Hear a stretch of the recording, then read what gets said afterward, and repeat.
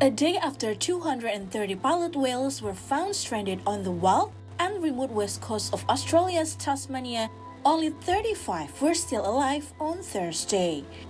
The state's Department of Natural Resources and Environment had previously said half of the pods stranded in Macquarie Harbour were presumed to still be alive on Wednesday. Parks and Wildlife Service Manager Brandon Clark said pounding surf took a toll overnight. Well, the latest is that we've triaged the animals yesterday as part of the preliminary assessment, and we've identified those animals that had best chance of survival of the approximately 230 that's stranded.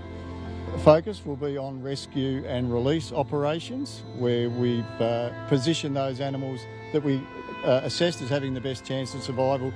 We positioned them overnight, again, so that we could assess them this morning, and those ones that have survived, which we've got approximately 35 surviving animals out on the beach, and the focus and the primary focus this morning will be on the rescue and release of those animals. Unfortunately, we do have a high mortality rate out on this particular stranding. That's predominantly due to the exposed conditions out on Ocean Beach, as opposed to the stranding that we had 2 years ago, where we had many of those animals in the estuary of the harbour, and so they were actually stranded in much more sheltered waters. So the environmental conditions, the surf out there on the exposed west coast, Ocean Beach, is certainly taking its toll on the animals. The whales beached 2 years to the day after the largest mass stranding in Australia's history was discovered in the same harbour, whose entrance is a notoriously shallow and dangerous channel known as Hell's Gate. The 2020 incident saw about 470 pilot whales were found stuck in sandbars. After a week-long effort, 111 of them were rescued, but the rest died. Marine scientist Vanessa Pirota said it was too early to explain why the stranding had occurred.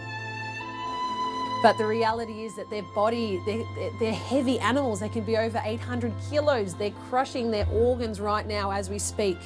They can be overheating because they're so efficient at warming their bodies in the marine environment. So the clock ticks straight away when an animal comes ashore. And unfortunately, animals can be refloated but can re-strand again. Well, they're air breathing like you and I. We're breathing air right now. They need to actively think about it.